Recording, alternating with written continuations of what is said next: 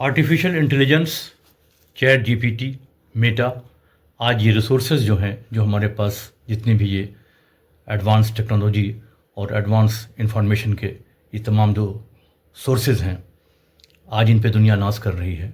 और कहा यह जा रहा है कि जो काम पहले घंटों में, महीनों में, सालों में होता था, वो आज आर्टिफिशियल इंटेलिजेंस एआई मिनटों में और घंटों में और सेकंडों में कर दे रही है। लेकिन इसकी कीमत हम क्या दे रहे हैं, किस कास्ट पे दे रहे हैं, इसके बारे में हमें सोचना होगा। एक तरफ तो पूरी दुनिया में ले ऑफ हो रहा है, बड़ी बड़ी कंपनीज़ जॉब कट कर रही हैं। और अभी हाल में एक अमेरिकन कंपनीज़ ने 38,000 लोगों को एक सुबह सिर्फ एक छोटा सा मेल भेज के कंपनी से बाहर कर दिया। लोग सुबह जब उठते हैं सवेरे और अपना मेल चेक करते हैं, कोई 5 बजे, कोई 6 बजे, कोई 7 बजे, तो उसे एक मेल आता है कि अब आप हमारी कंपनी में नहीं रहे और आपका बहुत जल्द अच्छा सेटलमेंट कर दिया जाएगा।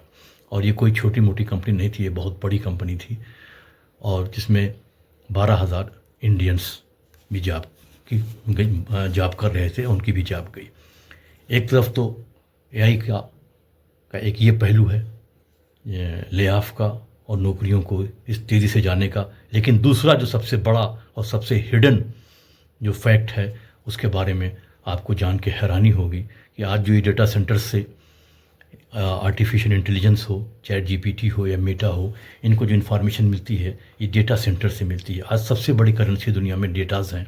जिसके पास जितने डेटा हैं वो उतना बड़ा आदमी है, वो उतनी बड़ी करेंसी रखता है जितने डेटा रखता है। तो इस डेटा सेंटर को मेंटेन रखने के लिए जो ज़रूरत सबसे बड़ी है, उसको ठंडा रखने के लिए, कूल रखने के लिए, वो पानी की है। और आपको जानकर हैरानी होगी कि पर किलोवाट एनर्जी जो डेटा सेंटर यूज़ करता है, उसमें पर किलोवाट के लिए 1.8 लीटर पानी की ज़रूरत होती है। और सिर्फ नॉर्थ अमेरिका में डेटा सेंटर्स को मेंटेन रखने के लिए, कूल रखने के लिए 2025 में 1 trillion, not million, not billion, 1 trillion litre पानी कंज्यूम किया गया, कंजम्पशन हुआ पानी का। तो आने वाले समय में पानी की कितनी बड़ी क्राइसिस होने जा रही है, इसका अंदाज़ा लोगों को नहीं है।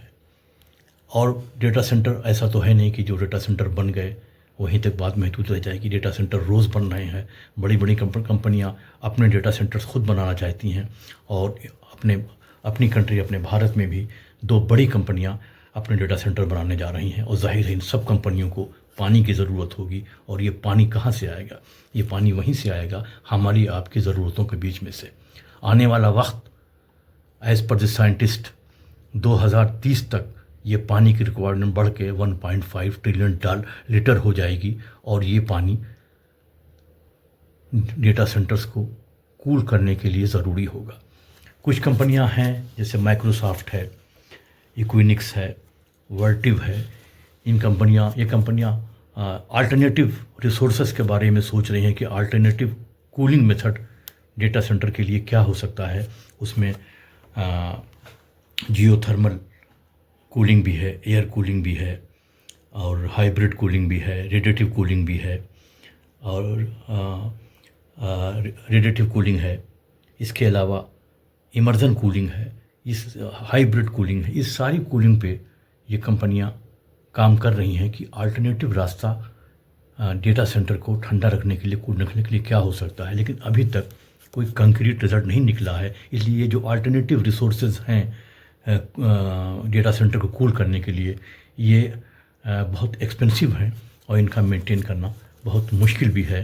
तो अब आने वाले समय में हम आप इस त्रासदी के लिए तैयार रहें, और इसके बारे में इसमें सरकारों को, डेवलपमेंट कंट्रीज़ को, साइंटिस्ट को, स्कॉलर्स को ठंडे दिल से सोचना होगा और बहुत गहराई से सोचना होगा कि आने वाले वक्त में अगर पानी की क्राइसिस होगी और इसी तरह डेटा सेंटर पानी का कंज्यूम करते रहे और पानी का कंजम्पशन होता रहा, तो एक बड़ी त्रासदी पानी को लेके होने वाली है। और कुछ दिन पहले कुछ लोगों ने इस बात के लिए भविष्यवाणी भी की थी, फोरकास्ट भी की थी कि अगली जो जंग होने वाली है वो पानी की होगी। तो हम सबको इसके लिए तैयार रहना चाहिए। मैं शोएब रहमान, इत्तला न्यूज़, हैदराबाद।